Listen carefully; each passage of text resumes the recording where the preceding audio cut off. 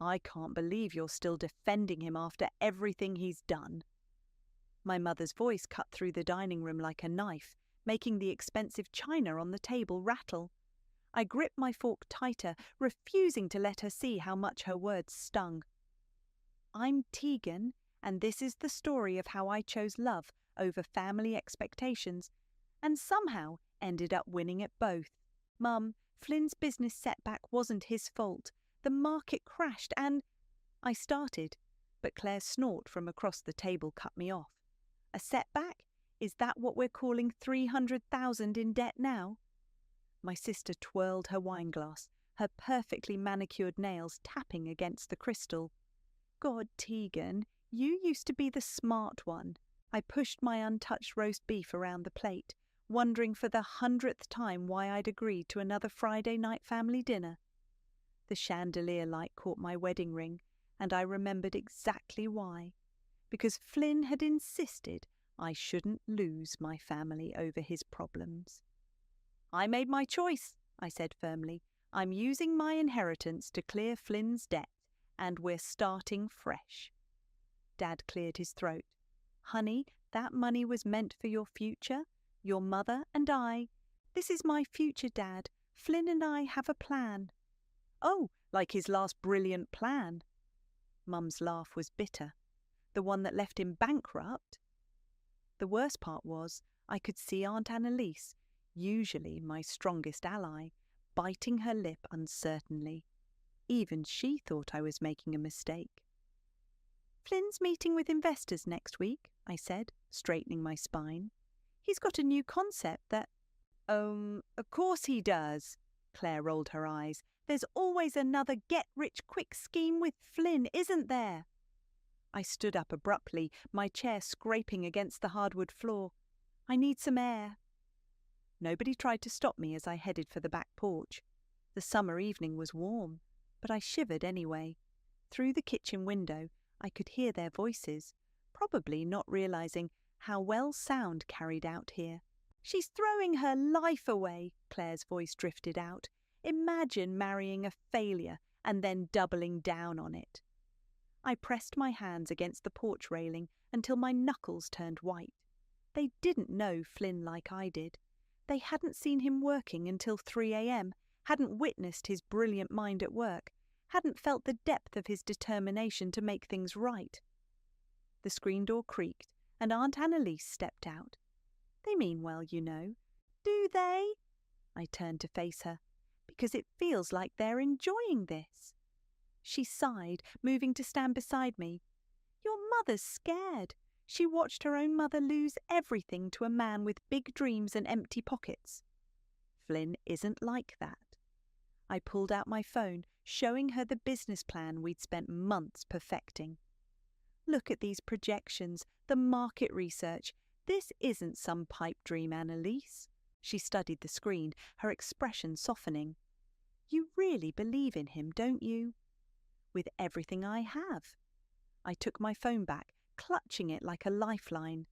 And I'm not just blindly following him. I've been part of every decision, every strategy session. This is our plan, not just his. The door opened again, and Mum stepped out. Dinner's getting cold. I think I'm done for tonight, I said, gathering my purse from the porch swing. Flynn's waiting at home.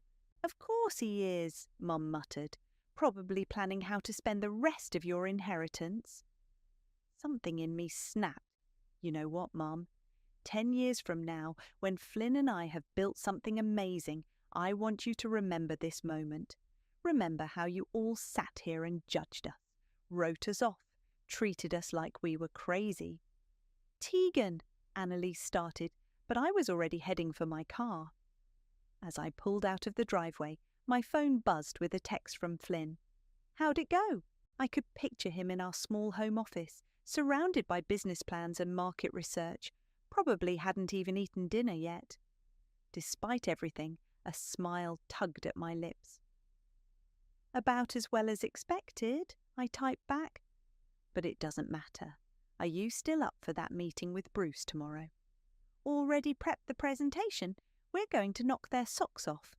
Looking at his message, I felt the same certainty I'd felt 6 months ago when I'd first offered to help clear his debt. My family might think I was throwing my life away, but I knew better. Sometimes the biggest risks led to the greatest rewards. I turned up the radio, drowning out the echoes of their criticism. Let them talk. Flynn and I had work to do, and I couldn't wait to prove them all wrong. 6 months earlier, I sat at our kitchen table surrounded by bills, my laptop's calculator app mocking me with its endless columns of red numbers. The inheritance money sat untouched in my account, a safety net I'd sworn never to touch. Until now. "You don't have to do this," Flynn said, placing a cup of coffee beside me. Dark circles shadowed his eyes, matching the ones I'd seen in the mirror that morning. "We're married. Your debt is my debt." I pulled up our joint spreadsheet, the one we'd been using to track every penny. "If we're smart about this, we can clear everything and still have enough seed money for the business." Flynn dropped into the chair across from me, running his hands through his dishevelled hair. "I never meant to drag you into this mess. The market crash, the investors pulling out.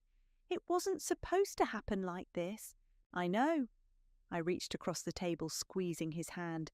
"But it did, and now we deal with it. Together." The next few weeks became a blur of extreme budgeting and extra shifts at my consulting job. I picked up weekend work, Flynn sold his beloved vintage car collection, and we moved to a smaller apartment. Every dollar saved went straight to debt repayment. "You're insane," Bruce said one evening, watching me clip coupons at our new, much smaller dining table. "Both of you, working yourselves to death over debt you could have walked away from through bankruptcy." Flynn looked up from his laptop. "That's not who we are." "Besides," I added, "bankruptcy would have killed any chance of getting investors for the new business." Bruce leaned forward, his expression shifting from skeptical to intrigued. "About that, I might have something for you." Flynn's fingers stopped typing. "What kind of something?" "Remember that sustainable packaging concept you wouldn't shut up about last year?" Bruce pulled out his phone, scrolling through emails. "Well, I showed those preliminary designs to some people, important people." My heart started racing as Bruce continued. "There's this company looking to revamp their entire packaging line. Going green, sustainable, the whole 9 yards. They need someone with fresh ideas. When can we meet them?" Flynn was already reaching for his notebook. "Tomorrow, 9 a.m. Bruce grinned. "Better dust off that presentation you've been tinkering with." I stayed up with Flynn until 3 a.m, refining his pitch, tweaking graphics, running through potential questions. When he finally crashed on the couch, surrounded by notes and sketches, I covered him with a blanket and kept working. At 7 a.m, my phone rang. The screen showed my mother's number, but I sent it to voicemail. 10 minutes later, a text arrived. "Your sister said you're working weekends now. Is Flynn making you pay for his mistakes?" I deleted the message without responding. They didn't understand that this wasn't about paying for mistakes. It was about investing in our future. The next evening, Flynn burst through the door, his tie askew and his eyes wild with excitement. "They loved it! Bruce, tell her!" Bruce followed him in, looking equally elated. "They didn't just love it, they want to fast-track development. Full funding, dedicated team, the works." I dropped the stack of bills I'd been sorting. "Are you serious?" "Dead serious." Flynn swept me into a hug, spinning me around our tiny living room. "Baby, this is it. This is our chance." The moment was interrupted by my phone ringing again. This time it was an old family friend, Margaret. "Tegan, I hate to bother you so late, but—" Her voice cracked. "I need help. The investment group your parents recommended. Something's wrong. All our money, it's gone." My celebration high crashed as Margaret continued. "Your sister said you might know about financial recovery, given what happened with Flynn. Please, I don't know who else to call." I caught Flynn's eye, and he nodded, already understanding. Come over, Margaret. We'll figure something out.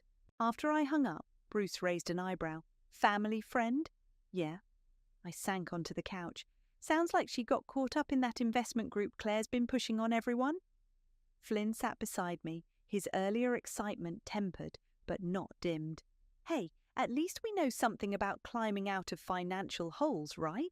I leaned against him, thinking about Margaret's desperate voice, about my family's constant criticism, about the long hours and sacrifices of the past 6 months. You know what? Maybe everything that happened to us wasn't just bad luck. Maybe it was preparation. Bruce raised his coffee mug in a toast. To preparation, then, and to proving everybody wrong. Flynn clinked his mug against Bruce's, then mine. To proving everybody wrong. Looking at these two men who believed in our vision, I felt stronger than ever. Margaret would be here soon, and for the first time I had real hope to offer. Not just empty comfort, but actual, practical solutions. Sometimes the worst moments in life really did lead to the best opportunities. I can't believe you're actually helping Margaret after everything her family said about Flynn. Claire's voice dripped with disdain as she cornered me at Aunt Annalise's monthly Sunday brunch. It's like you enjoy being everyone's financial saviour. I carefully set down my mimosa. Someone had to help her. That investment scheme your husband recommended wiped out her retirement fund. Claire's face flushed red. Don't you dare blame Richard for this. He was just passing along an opportunity that's left half our family friends bankrupt. I grabbed a croissant from the buffet table, needing something to do with my hands. You know what? Never mind. I'm not having this conversation again. Girls? Aunt Annalise appeared between us, her smile tight. Everything okay here? Just perfect, Claire said, but her eyes told a different story. She turned to Annalise. Did you know Tegan's been giving Margaret financial advice? Apparently, her experience with Flynn's failure makes her an expert now. Annalise's eyebrows shot up. Actually, I heard Margaret's doing much better. She mentioned Tegan helped her restructure her debt and find part-time consulting work. That's right, I said, straightening my shoulders. Flynn and I connected her with some contacts from our new project. New project? Mum appeared, joining our little circle. Please tell me you haven't invested more money in one of Flynn's schemes. It's not a scheme, Mum. We've secured major funding and... Ladies! Annalise clapped her hands. Who wants to see my new garden? But Mum wasn't letting go. Tegan, honey, I'm worried. First the inheritance, now this. When will you learn? Maybe when you learn to actually listen, I snapped. Flynn and I are building something amazing, but you're all so caught up in your prejudices you can't even see it. I see plenty, Claire muttered. I see my big sister throwing away everything she's worked for. My phone buzzed, a text from Flynn. Big news, call me ASAP. Excuse me, I said, already heading for the patio. I need to take this. Behind me, I heard Claire say to Annalise, you need to talk some sense into her. She's going to end up just like Margaret. I closed the French doors behind me and called Flynn. Baby, you're not going to believe this, he answered on the first ring. The prototype passed all initial testing. They want to fast-track production. My hands shook as I gripped the phone. Are you serious? Already? Bruce is drawing up the contracts now.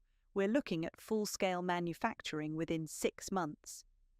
Through the glass doors, I could see my family huddled together, probably discussing my poor life choices. If they only knew. That's not all, Flynn continued. Remember that sustainability conference you mentioned? They want us to be keynote speakers. Us, Tegan, they want our story. I laughed, the sound carrying through the garden. From bankruptcy to keynote in less than a year. Who would have thought? We did.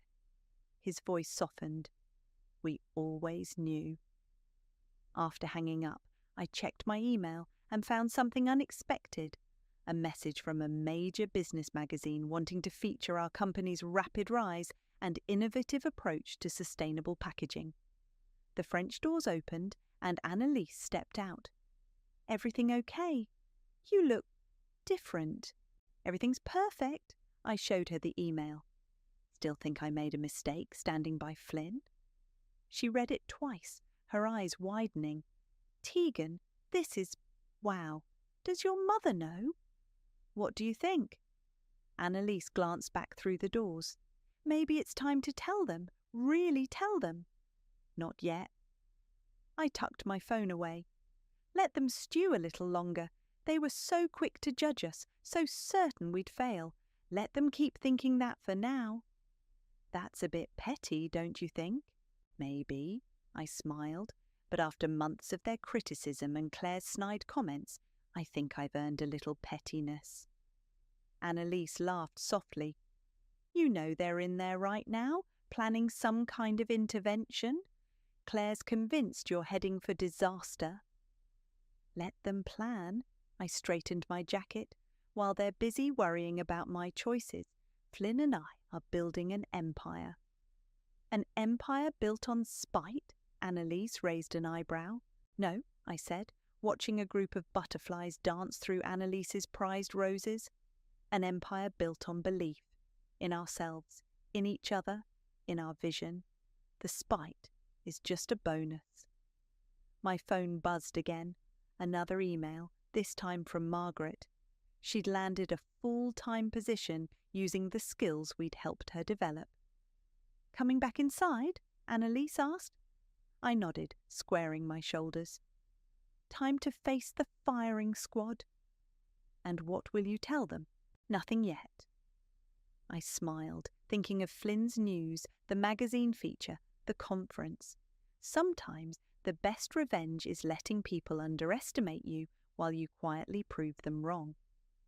We walked back inside, where my family waited with their concerns and judgments. Little did they know, their worst fears about my future were already becoming my greatest triumphs. "We need more space," Bruce announced, surveying our crowded office, where boxes of prototype packaging samples competed with stacks of contracts and employee applications. "This isn't cutting it anymore." Flynn looked up from his laptop, grinning. "Already on it. Remember that empty warehouse space on Madison Avenue?" "The one with the exposed brick and huge windows?" I asked, shuffling through resumes. "Wasn't that way out of our budget?" 3 months ago, yes." Flynn spun his screen around, showing us the lease agreement. "Now we can afford the entire top floor." Bruce whistled. "Look at us, moving up in the world." "Speaking of moving up," I said, pulling out a particular resume, "I think I found our new head of operations." "The one from the multinational?" Bruce peered over my shoulder. "Better, Margaret." Flynn's eyebrows shot up. "Your family friend, Margaret? She's got 20 years of operations experience, knows our story inside and out, and she's already proved she can rebuild from nothing." I handed them her resume. "Plus, she's been crushing it at that consulting position we connected her with." "I like it," Bruce said, scanning her qualifications. "When can she start?" A knock at the door interrupted us. Our newest intern, Sarah, poked her head in. "Mr. Flynn, the investors are here early." Flynn jumped up, straightening his tie. "Show them to the conference room. We'll be right there." As we gathered our presentation materials, I couldn't help but marvel at how different things felt from just a few months ago. Our small team had grown to 15 people, with more joining every week. The prototype had evolved into a full product line, and major retailers were already placing orders. The meeting went better than we could have hoped. By the end, we'd secured another round of funding and 3 new contracts. As the investors left, one turned back to shake my hand. "Mrs. Summers, your team's growth trajectory is remarkable. You should be very proud." I caught Flynn's eye across the room, sharing a private smile. If only my family could see this moment. Later that afternoon, I decided to surprise Claire with a visit. She'd been oddly quiet lately, not even showing up to the last family dinner. When I pulled up to her house, I noticed the for sale sign in the yard. Claire opened the door, her usual perfect appearance slightly dishevelled. "Tegan, what are you doing here?" "Thought I'd check in. You've been missing family events." She hesitated before letting me in. The house was half-packed, boxes everywhere. "Richard and I are downsizing." "Downsizing?" I took in the designer furniture tagged for sale. "Or selling everything? Don't." Her voice cracked. "Just don't." "Claire, what happened?" She sank onto a box marked kitchen. The investment group. It wasn't just Margaret who lost everything. We put everything we had into it. Richard's business, our savings, even took out a second mortgage. My stomach dropped. "Does Mum know?" "No one knows. Well, except you now." She laughed bitterly. "Ironic, isn't it? I spent months judging you for standing by Flynn, and now look at me." I sat beside her on the box. "Why didn't you come to me?" "Are you kidding? After everything I said about you and Flynn?" She wiped her eyes. "I couldn't face you." "Claire, I saw your company in the business journal," she interrupted. "The feature about innovative startups changing the packaging industry. You really did it, didn't you? You and Flynn actually made it work." "We did." I pulled out my phone, opening my photos. "Actually, we just leased new office space today. Want to see?" She nodded, and I showed her pictures of the warehouse, our growing team, the product line. With each swipe, her eyes grew wider. "Tegan, this is incredible." "It is." I put my phone away. "And you know what? We're hiring." Claire's head snapped up. "What?" "We need someone to manage our client relations department. Someone detail-oriented, good with people, experienced in high-pressure situations." "You can't be serious." "Why not? You've got the skills, and despite everything, you're still my sister." She stared at me for a long moment. "Why would you help me after how I treated you?" "Because sometimes people deserve a second chance." I stood up, brushing off my skirt.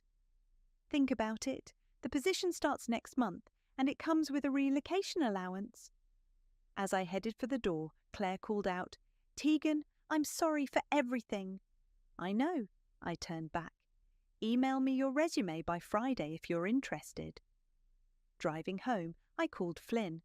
"Remember how you said we needed someone to handle client relations?" "Yeah, I think I found the perfect candidate." I smiled, thinking of Claire's face when she saw our success. Though fair warning, family dinners might get a lot more interesting. "Your father and I need to talk to you." Mum's voice on the phone sounded different, smaller somehow. "Can you come over tonight?" I glanced at my calendar, already packed with meetings. "Mum, I've got a busy day. Can it wait until—" "Please, Tegan." The tremor in her voice made me pause. "It's important." 2 hours later, I pulled into my parents' driveway. The house looked the same as always, pristine lawn, perfect flower beds, but something felt off. Dad's golf clubs were missing from their usual spot by the garage. Mum opened the door before I could knock. Her eyes were red-rimmed, her usually immaculate makeup smudged. "Where's Dad?" I asked, following her into the living room. "Here." His voice came from his favourite armchair, but he didn't stand up. He looked older somehow, defeated. A stack of papers sat on the coffee table in front of him. "What's going on?" Mum perched on the edge of the sofa. "We've made some mistakes." Dad picked up the papers, his hands shaking slightly. "Remember that investment group Claire and Richard were involved with?" My stomach clenched. "Please tell me you didn't." "We thought we were being smart," Mum said, her voice breaking. "The returns seemed guaranteed. We put in everything, our retirement, the house equity, the country club membership," Dad added quietly. "My partner shares in the law firm." I sank into a chair. "How much?" "All of it."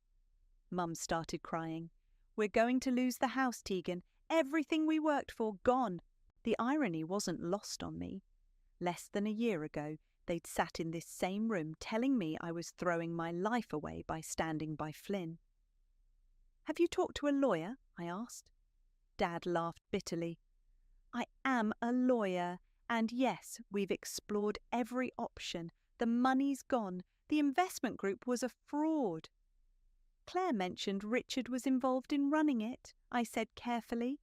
"Richard's facing criminal charges," Mom whispered. "He and his partners.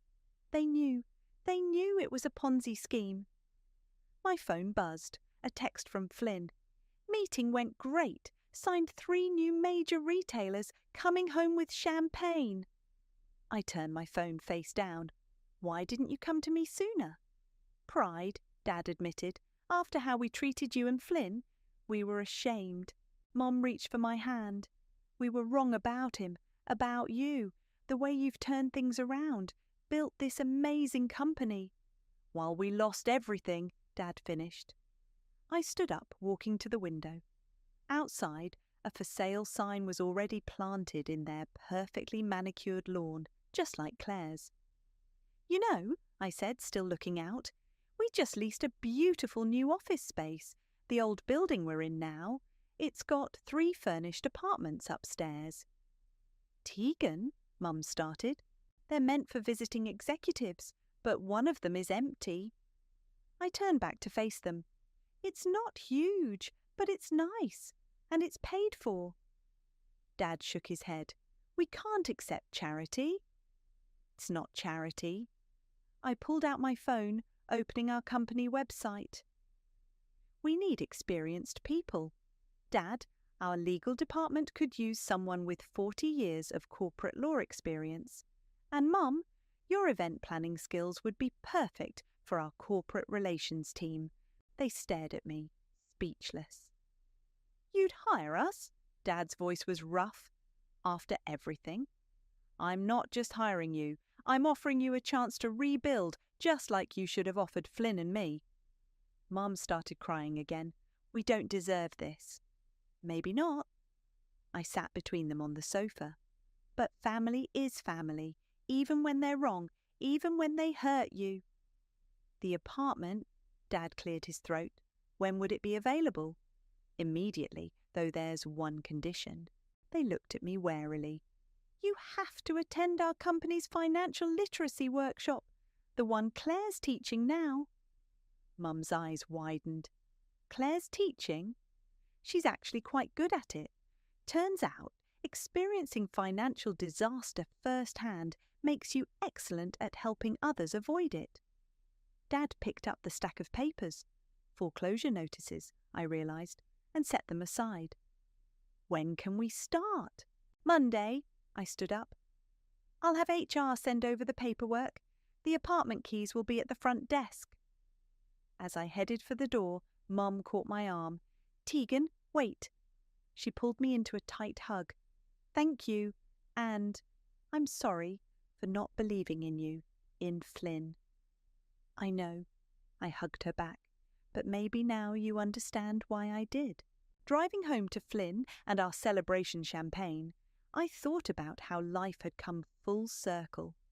A year ago, I'd been the family failure, the cautionary tale. Now, I was their salvation. My phone buzzed with a text from Claire. "Mum told me what you did. Thank you for not being as petty as I would have been." I smiled, thinking of our packed office, our growing team, our success built from the ashes of failure. Sometimes the best revenge isn't about getting even. It's about rising so high that those who doubted you have no choice but to look up. "This is the one," Flynn announced, leading me through the grand entrance of what could be our new home. Sunlight streamed through floor-to-ceiling windows, illuminating hardwood floors and soaring ceilings. "What do you think?" I walked to the windows, taking in the view of the city below. "It's incredible." Bruce whistled as he explored the open-concept living area. "A far cry from that studio apartment you guys were in last year. That's what makes it perfect." Flynn wrapped his arms around me from behind. "Remember sitting on our fold-out couch planning all this? Now look at us." The realtor cleared her throat politely. Shall we see the master suite? As we followed her upstairs, my phone buzzed. A text from Claire.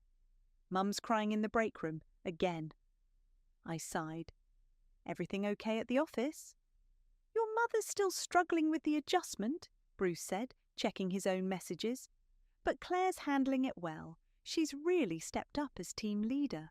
The master bedroom was even more impressive than the living room, with a private terrace and a bathroom bigger than our first apartment. While Flynn discussed details with the realtor, I stepped onto the terrace, calling Claire. She's fine now, Claire answered immediately. Just got overwhelmed during the financial literacy training. Maybe we should pull her from the program. Actually, she asked to stay, said she needs to understand where she went wrong. Claire paused. It's not easy watching our parents learn basic budgeting from their daughters. No, I agreed, but it's necessary. Dad's doing better at least. Legal department loves him. I smiled, remembering how Dad had approached his new role with the same dedication he'd once given his law firm. How's the house hunting going? Found a nice place near the office. Nothing fancy, but it's within my new budget. She laughed softly. Never thought I'd be saying those words. My budget. Flynn appeared at my side, holding up a key. They accepted our offer. Got to go, I told Claire. Family dinner tonight. Wouldn't miss it. Margaret's bringing her famous lasagna. After hanging up, I turned to Flynn. We really doing this? Buying our dream house? We earned it. He pulled me close, though I have one more surprise first. Back at the office, Flynn led me to the conference room. Inside, a team from the leading business magazine was setting up cameras and lighting. What's this? Remember that article they wanted to do? Flynn grinned. They decided to make it a cover story, complete with photo shoot and video interview. Bruce appeared with a garment bag. Your power suit, as requested. You knew about this? Who do you think suggested the cover story angle? Bruce winked. The public loves a good redemption narrative. The next few hours were a whirlwind of photos, interviews, and carefully crafted answers about our journey from bankruptcy to success. The journalist seemed particularly interested in the family aspect. So, you've actually hired the same family members who doubted you? She asked. We believe in second chances, I replied, thinking of Mum's tears, Dad's determination, Claire's transformation. Success means nothing if you can't lift others up along the way. Even those who hurt you? Especially those who hurt you? I smiled. The best revenge is success, but the best success is being able to help others succeed too. After the interview, I found Flynn in his office, drafting a speech for next week's sustainability conference.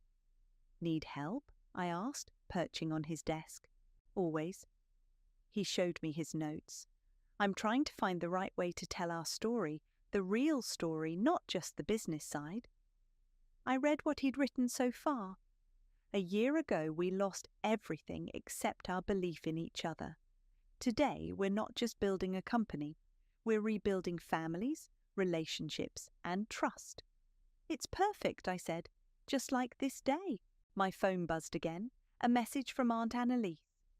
Saw the camera crew, finally ready to show the world what I knew all along. You know what's funny?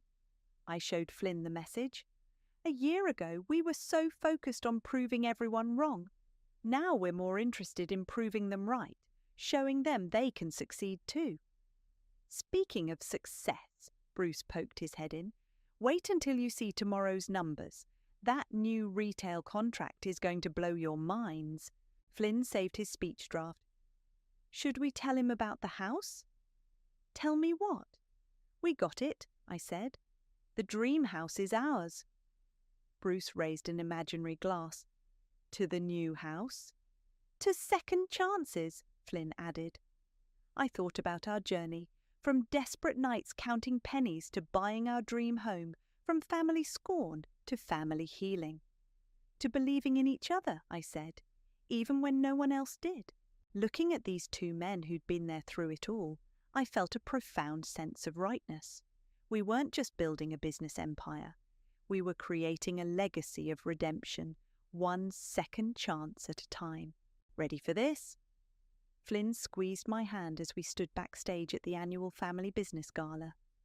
Through the curtain, I could see our entire team seated at the front tables, Claire looking professional in her new suit, Mum and Dad sitting nervously together, Margaret beaming with pride.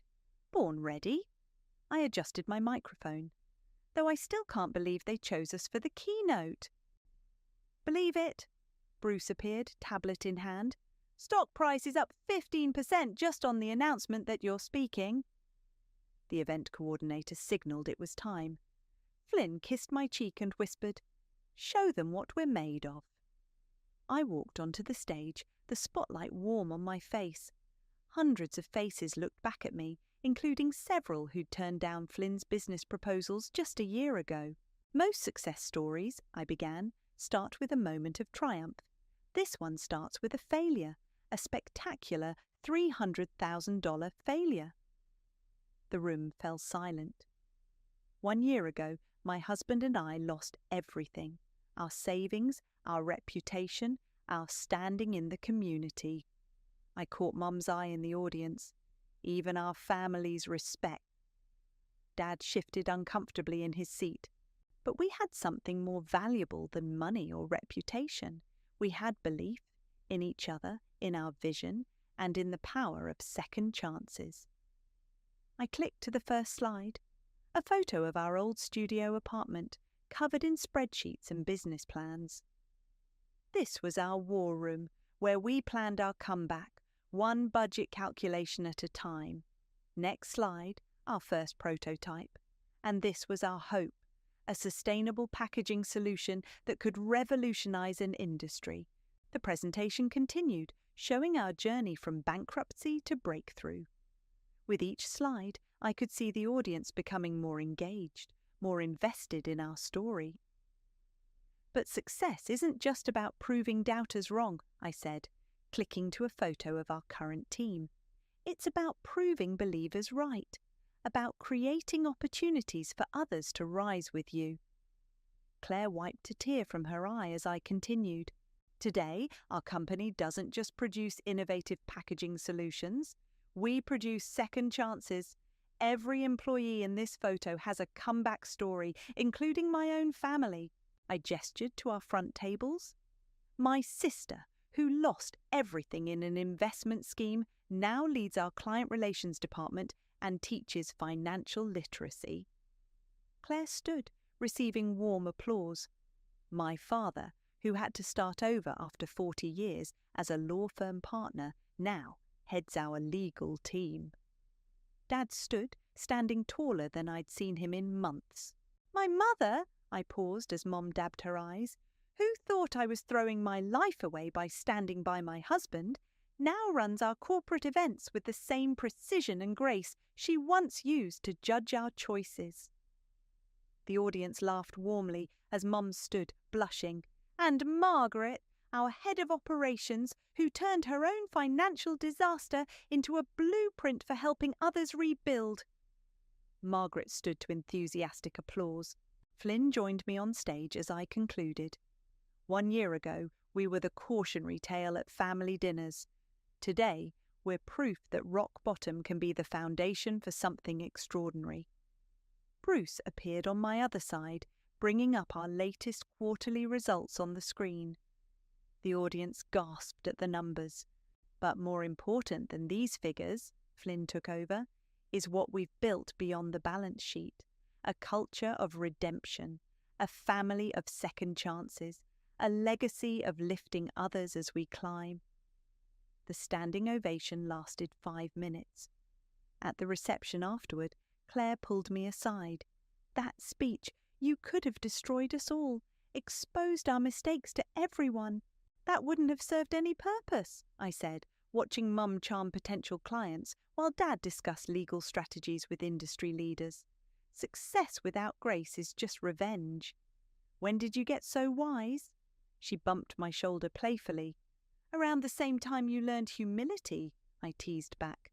Across the room, I spotted several investors who'd rejected us last year, now eagerly chatting with Bruce. Margaret was surrounded by people interested in our financial recovery program, while Mum and Dad worked the room like they'd never lost their social standing. Flynn appeared with champagne. To my brilliant wife, who just landed us 3 new major contracts with that speech. To our amazing team, I corrected, who proved that sometimes the worst moments in life are just detours to something better. Claire raised her glass. To second chances. And family, Mom added, joining us with Dad. And revenge served with success, Bruce chimed in, making everyone laugh. Looking around at my family, both blood and chosen, I felt a profound sense of completion. We'd come full circle, from shame to triumph, from rejection to redemption. But more importantly, we'd done it together, proving that the best success stories aren't about getting even, but about lifting everyone higher. As the evening wound down, Flynn whispered, "Ready to go home? To our new house?" I smiled, thinking of the journey ahead. Home is wherever we're building something together. The boxes go in the master bedroom, I directed the movers, standing on the steps of our new home. The morning sun caught the windows, making the whole house sparkle. "Still can't believe this is ours," Flynn said, coming up behind me with 2 coffee cups. "Remember when we thought we'd be stuck in that studio forever?" A familiar car pulled into the driveway, Dad's new sedan, much more modest than his old luxury vehicle. He and Mum stepped out, carrying what looked suspiciously like home-cooked breakfast. "We thought you might need sustenance for moving day," Mum called out, holding up a basket of still-warm muffins. "And muscle," Dad added, rolling up his sleeves. "Where do you want me?" Before I could answer, Claire's SUV parked behind them. She emerged with Margaret and Bruce, all carrying boxes labelled kitchen. "Family moving party?" I asked, accepting a muffin from Mum. "More like family everything now," Claire laughed. "Get used to it." We spent the morning unpacking, sharing stories, and transforming the empty house into a home. Mum took charge of organising the kitchen, while Dad and Flynn assembled furniture. Claire and Margaret tackled the office setup, arguing good-naturedly about the best desk arrangement. "Hey, look what I found," Bruce called from the living room. He held up a framed magazine cover, our cover story, now hanging in offices and homes across the country. "That goes in the study," Flynn said, "along with this." He pulled out another frame, our first business plan, coffee-stained and worn around the edges.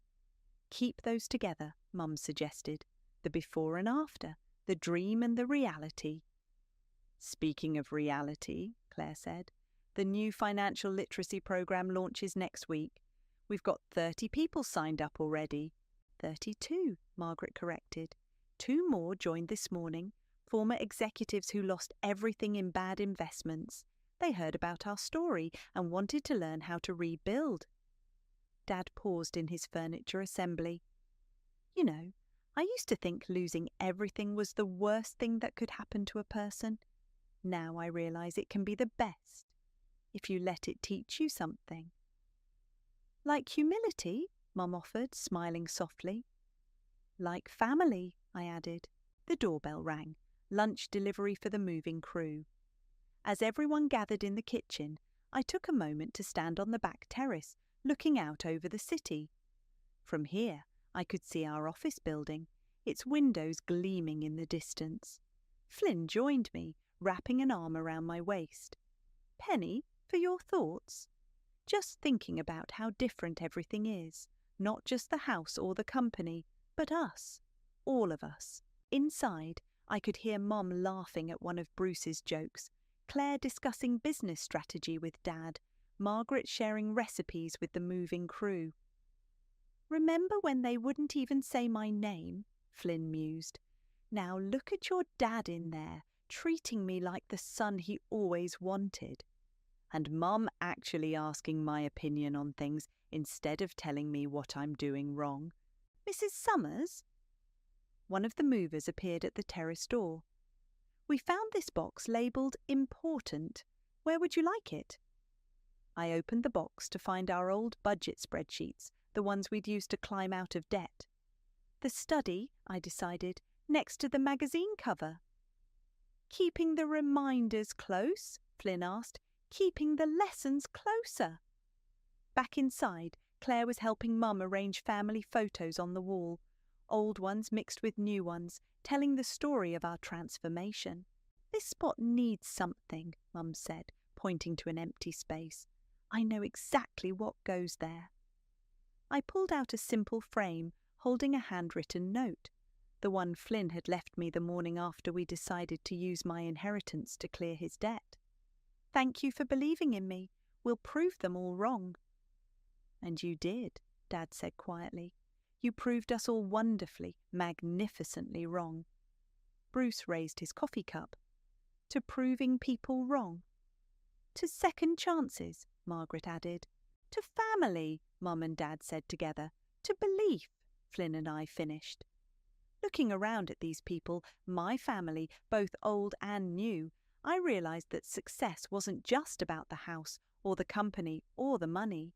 It was about this moment, all of us together, stronger for having been broken, wiser for having failed, closer for having fought. Claire caught my eye and smiled. Ready to hang that last photo? I nodded, taking the frame from her.